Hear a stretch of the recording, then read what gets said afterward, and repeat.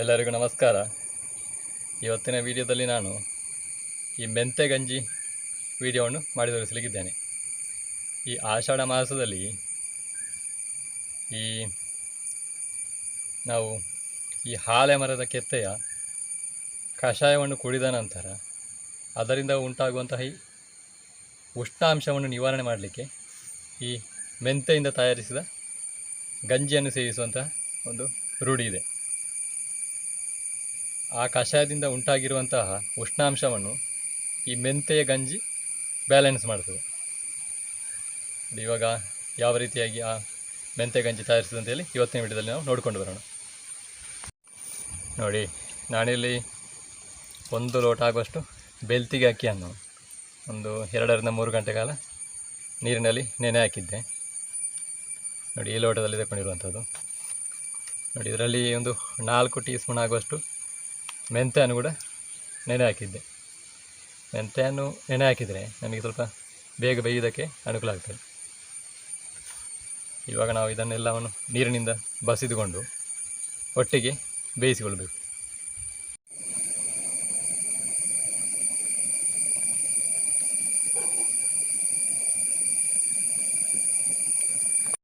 ನೋಡಿ, ಇವಾಗ ಒಂದು ಪಾತ್ರೆಯನ್ನು ಒಲೆಯಲ್ಲಿ ಇಟ್ಟಿದ್ದೇನೆ.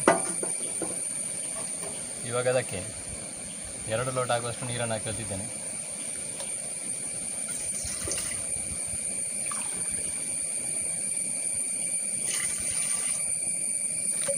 ನೀರು ಚೆನ್ನಾಗಿ ಕುದಿಯಲಿ. ಆನಂತರ ಇದಕ್ಕೆ ನಾವು ಈ ಅಕ್ಕಿ ಮತ್ತು ಮೆಂತೆಯನ್ನು ಹಾಕಿಕೊಳ್ಳುವ.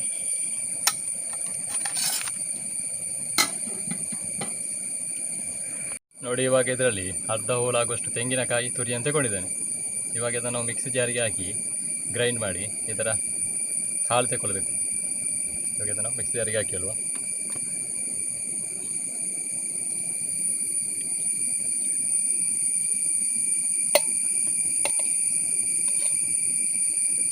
ಇನ್ನು ಇದಕ್ಕೆ ನೀರನ್ನು ಆ್ಯಡ್ ಮಾಡಿಕೊಳ್ಬೇಕು.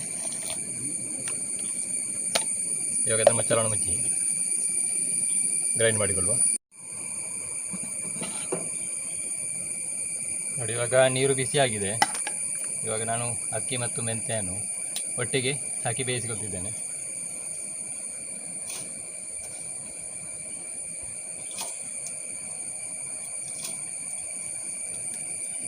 ಇದನ್ನು ಮುಚ್ಚಳವನ್ನು ಮುಚ್ಚಿ ಚೆನ್ನಾಗಿ ಬೇಯಿಸಿಕೊಳ್ಳುವ. ನೋಡಿ, ಇವಾಗ ನಾವು ಗ್ರೈಂಡ್ ಮಾಡಿರುವಂತಹ ತೆಂಗಿನಕಾಯಿ ಹಾಲನ್ನು ಚೆನ್ನಾಗಿ ಸೋಸಿಕೊಳ್ಳುವ.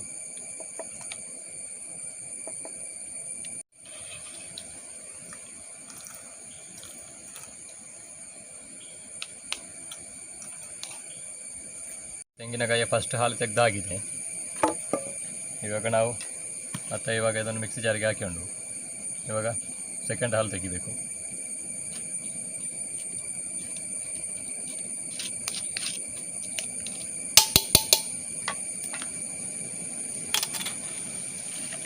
ಇದಕ್ಕೆ ಸ್ವಲ್ಪ ನೀರನ್ನು ಸೇರಿಸಿಕೊಂಡು ಇನ್ನೊಮ್ಮೆ ಗ್ರೈಂಡ್ ಮಾಡಿಕೊಳ್ಳುವ. ಇವಾಗ ಸೆಕೆಂಡ್ ಹಾಲನ್ನು ಕೂಡ ನಾವು ಸೋಸಿಕೊಳ್ಳುವ. ಇವಾಗ 2ನೇ ಬಾರಿ ಗ್ರೈಂಡ್ ಮಾಡಿದಂಥ ಹಾಲನ್ನು ಹಿಂಡಿಕೊಳ್ತಿದ್ದೇನೆ.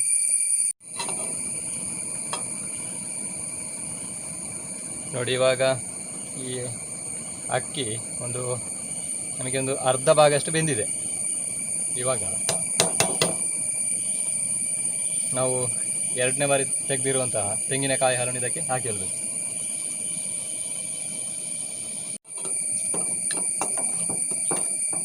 ಇನ್ನಾದರೂ ನಮಗೆ ಈ ತೆಂಗಿನಕಾಯಿ ಹಾಲಲ್ಲಿ ಚೆನ್ನಾಗಿ ಬೇಯಲಿ.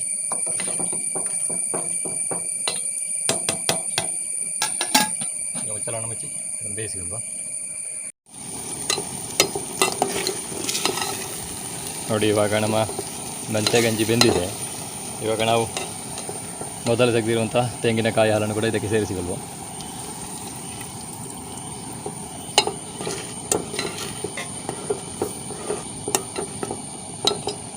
ನೋಡಿ, ಇದರ ಜೊತೆಗೆ ನಾನು ಒಂದು ತುಂಡು ಬೆಲ್ಲವನ್ನು ಕೂಡ ಸೇರಿಸಿಕೊಳ್ತಿದ್ದೇನೆ.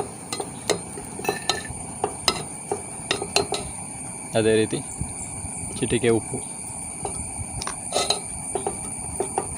ನೋಡಿ, ಇದು ಇನ್ನೊಂದು ಚೆನ್ನಾಗಿ ಒಂದು ಕುದಿ ಬರಲಿ.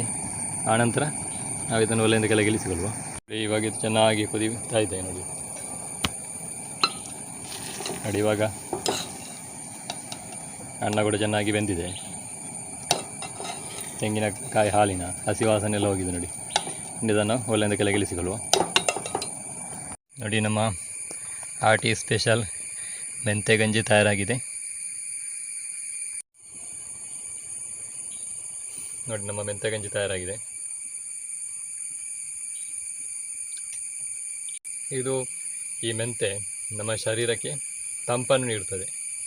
ನಾವು ಈ ಆಟಿ ಅಮಾವಾಸ್ಯೆ ದಿನ ಕುಡಿಯುವಂತಹ ಈ ಹಾಲೆ ಮರದ ಕೆತ್ತೆಯ ಕಷಾಯದ ಉಷ್ಣಾಂಶವನ್ನು ನಾವು ಈ ಮೆಂತೆ ಗಂಜಿಯನ್ನು ಸೇವಿಸುವ ಮೂಲಕ ನಿವಾರಣೆ ಮಾಡಿಕೊಳ್ಳಬಹುದು. ನೋಡಿದ್ರಲ್ಲ ಈ ಆಟಿ ಅಮಾವಾಸ್ಯೆ ದಿನ ಮಾಡುವಂತಹ ಮೆಂತೆ ಗಂಜಿ ರೆಸಿಪಿ.